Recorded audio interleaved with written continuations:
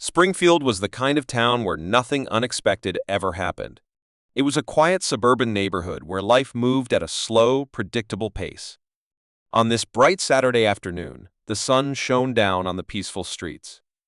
Families strolled through the local park, kids laughed as they played on the swings, and neighbors exchanged polite greetings.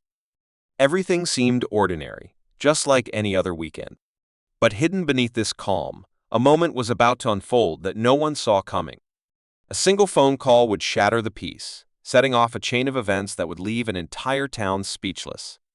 17-year-old Malcolm Carter had no idea that today would be different. His only concern was finding the perfect birthday gift for his little sister. For weeks, he had saved up from his part-time job, carefully putting aside every dollar. And now, he finally had enough.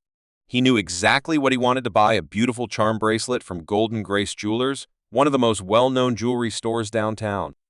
With excitement in his heart, Malcolm made his way through the bustling streets, unaware that his simple act of buying a gift would lead to an unbelievable moment of instant karma. Springfield was about to witness a shocking event, one that would remind everyone that sometimes justice arrives faster than expected. Malcolm stepped through the glass doors of Golden Grace Jewelers, feeling a rush of excitement. The bright lights reflected off the polished display cases, each one filled with shimmering jewelry. He scanned the rows of elegant pieces, searching for the charm bracelet he had saved up for. But as soon as he entered, something felt off. Behind the counter stood a middle-aged sales associate, Linda Hayes. Her sharp eyes locked onto Malcolm the moment he walked in, her lips pressing into a thin line. She clutched her phone tightly, watching his every move like he was doing something wrong. Malcolm felt the weight of her stare, but he tried to ignore it.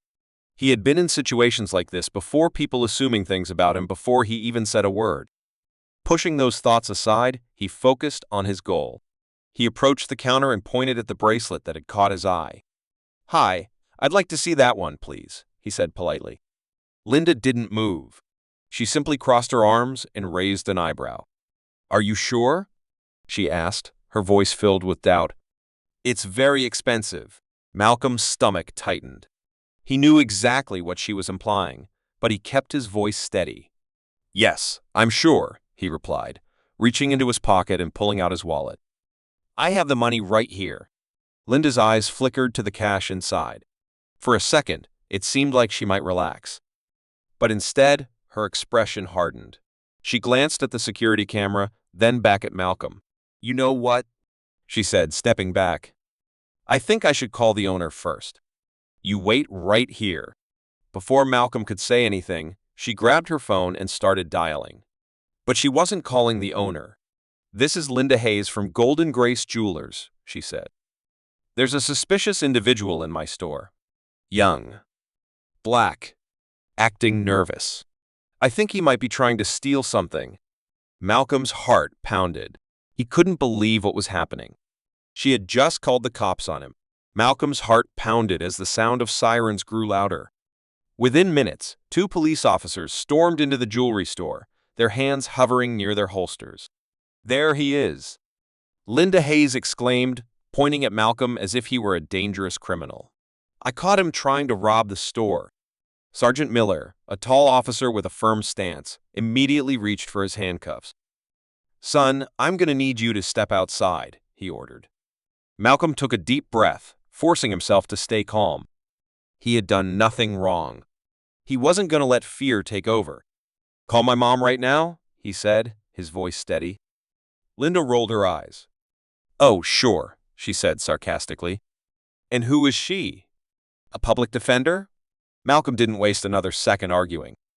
He pulled out his phone and made the call himself. "Mom, I need you at Golden Grace now." The officers exchanged glances, shifting uncomfortably. Linda, however, still looked smug, as if she had already won. Minutes passed. 5. 10. The tension in the store was thick. Malcolm stood his ground, refusing to let fear show on his face. The officers grew impatient. Linda smirked, convinced she had successfully trapped him. Then, the glass doors swung open. A tall, commanding woman in a sharp navy suit walked in, her presence immediately shifting the energy in the room. Her heels clicked against the floor with confidence. Her piercing gaze swept over the scene. Linda, still oblivious, let out a dramatic sigh of relief. "Thank goodness you're here, officer," she said, assuming the woman was just another cop. "I caught this young man," but before she could finish, the woman held up a badge. The kind of badge that outranked everyone in the room. "I'm Special Agent Vanessa Carter, Chief of the FBI's Criminal Division," she announced, her voice cool and authoritative. "And I'm also this young man's mother." The store fell silent.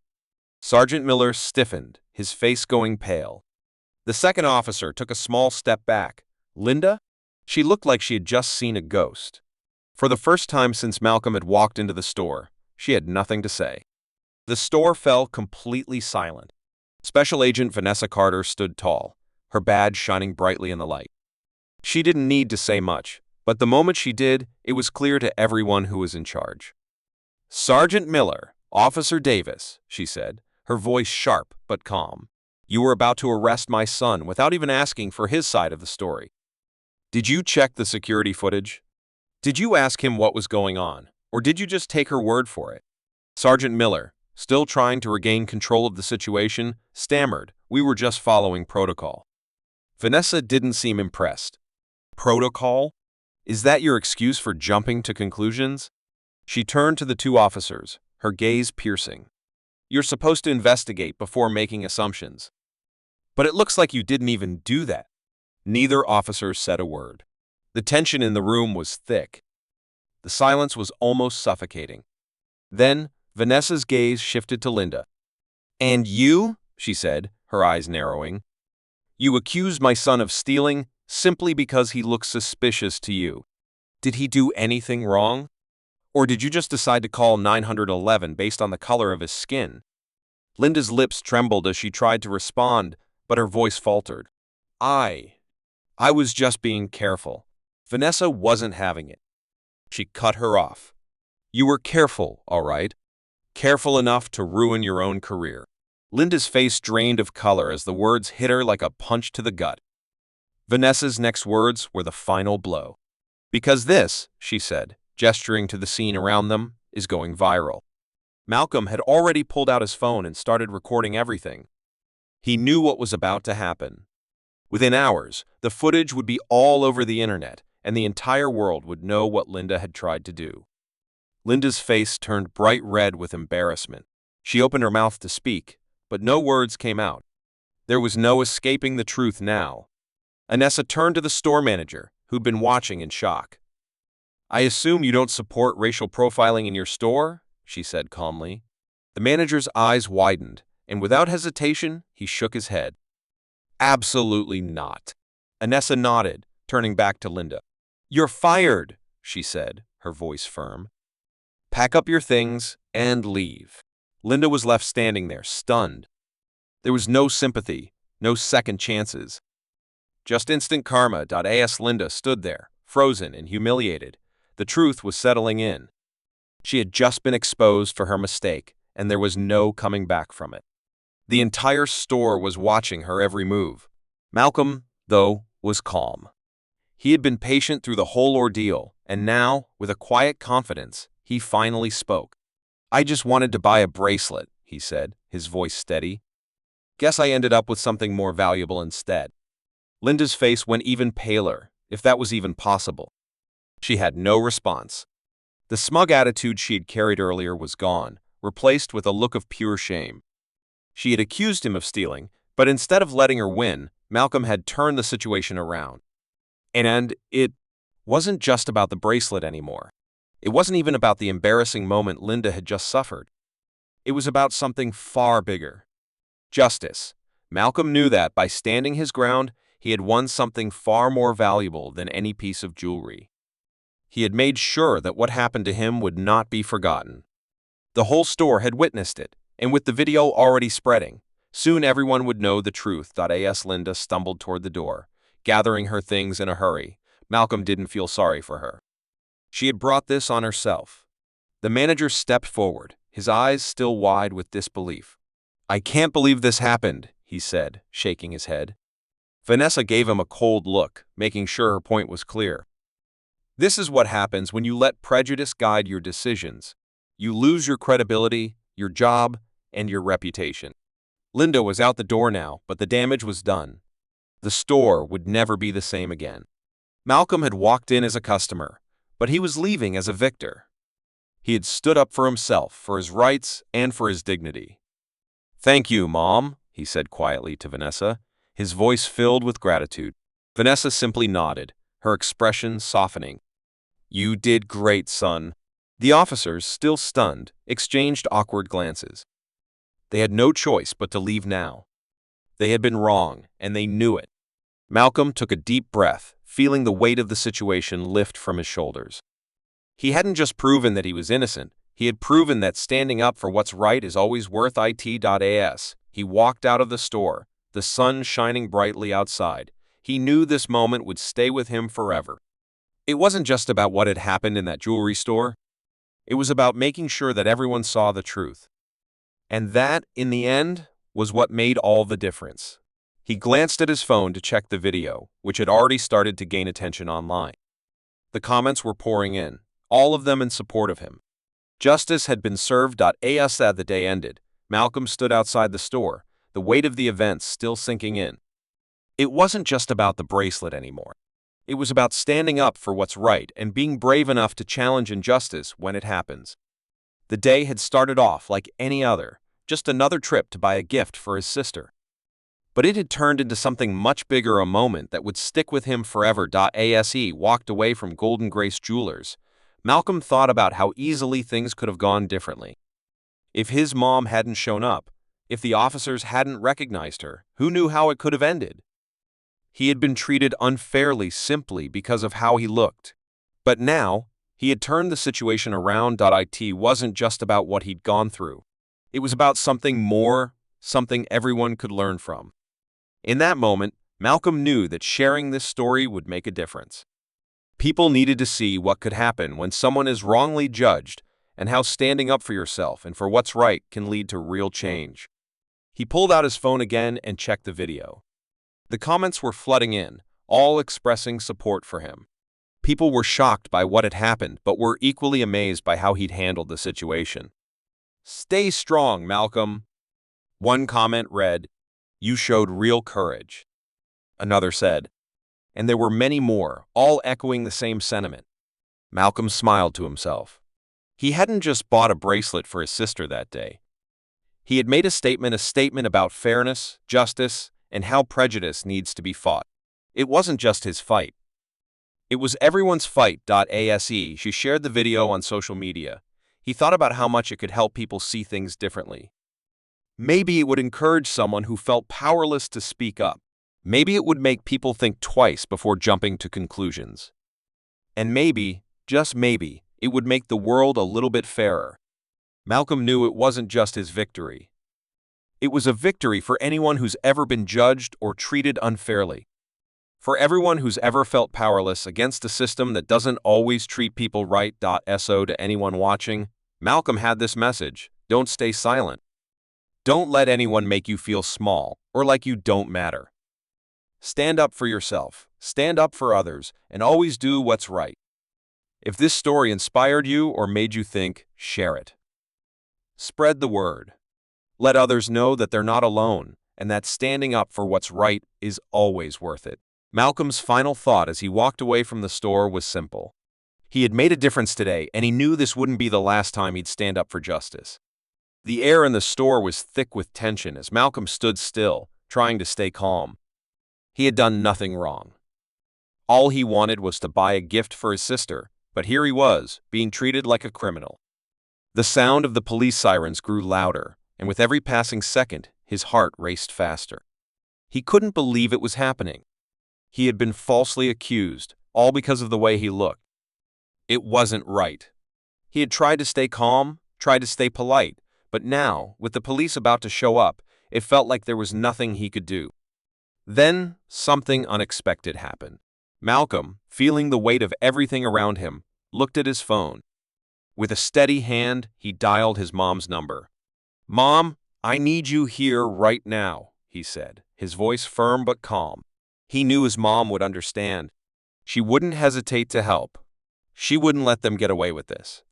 But still, as he waited for her to arrive, the officers were growing impatient, and Susan, well, she looked like she was enjoying this whole thing.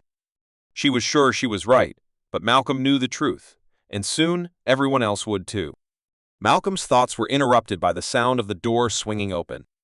He looked up and saw a woman walk in, her presence demanding attention. She was tall, confident, and dressed in a sharp navy suit that screamed authority. It was clear this woman was someone important, and as soon as the officers saw her, their faces changed. They went pale, and their nervous energy was impossible to ignore. It wasn't just any officer who walked through the door. This was Regina Harris, the chief of the FBI's criminal division. And she was Malcolm's mother. As soon as she entered, the entire atmosphere in the store shifted.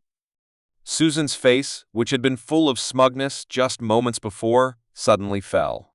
She couldn't believe who she was looking at. It wasn't just a random officer, it was a powerful, respected figure, and she was Malcolm's mom. Regina didn't need to say much. The look in her eyes was enough. She turned to the officers first. "You were about to arrest my son, didn't even bother to ask for his side of the story, didn't check the security footage, just took her word for it," she said in a calm, controlled voice. But there was an edge to her words that made the officers take a step back. They were caught. Sergeant Daniels, the officer who had been so quick to act, now looked unsure. He stammered, trying to explain himself, but the words didn't come out right. Regina turned to Susan, her gaze sharp. "You accused my son of stealing just because he looked suspicious?" she asked. "Did he do anything illegal, or was it just the color of his skin that made you think he was guilty?" Susan opened her mouth, but no words came out. For the first time, she had nothing to say. She was caught. Regina turned to the store manager. "I'm sure you don't condone racial profiling in your store, do you?" she asked. The manager shook his head, clearly horrified by what had just happened. He didn't hesitate. "No. Susan, you're fired. Pack your things and leave," he said firmly. Malcolm stood there, watching it all unfold, his heart still racing, but now for a different reason. This wasn't just about him. It was about standing up against injustice. And it was about to change everything. Malcolm stood tall, his heart still pounding from everything that had just happened. The shock of being accused was still fresh, but now he felt something else: justice. The store, once full of tension and confusion, was now silent. Everyone was watching, waiting. Susan, the woman who had tried to humiliate him, was now the one who would face the consequences of her actions. As Susan gathered her things, her face bright red with embarrassment, Malcolm couldn't help but feel a sense of pride. This wasn't about revenge, it was about standing up for what was right. He had done nothing wrong. All he wanted was to buy a gift for his sister, and now he was walking out with more than he had ever expected. Regina, his mom, stood strong beside him, her eyes locked on Susan. She wasn't angry, she was calm, in control. The kind of strength only someone who had spent years fighting for justice could have. Malcolm felt safe, knowing she was there. She had handled everything with grace, and now it was over. Susan had tried to ruin his day, but it had backfired, big time. The store manager, who had been too shocked to act earlier, now stepped forward. He looked at Susan with disappointment. "You're fired," he said flatly. "We don't tolerate behavior like this here." There was no sympathy in his voice. Malcolm watched as Susan's face turned even more pale. She had thought she was in control, but now she was the one being judged. Malcolm turned toward the door, taking a deep breath as he walked out. He was proud of himself for staying calm, for doing the right thing, but there was something even more important he had gained. The lesson that things weren't always fair, but that didn't mean you had to back down. It meant you stood up for yourself and others. And in that moment, he knew he had done just that. Before leaving, he glanced back at the store one last time. It wasn't just about Susan being fired or the fact that she was going to get what she deserved. It was about the bigger picture, the message this situation sent. Racial profiling, injustice, and unfair assumptions couldn't stand anymore. It was time for people to think twice before they acted out of ignorance. "Justice," Malcolm whispered under his breath. the word carrying a weight he hadn't understood before. It wasn't just about getting what was owed to you. It was about creating change, and he had just taken a small but important step in the right direction.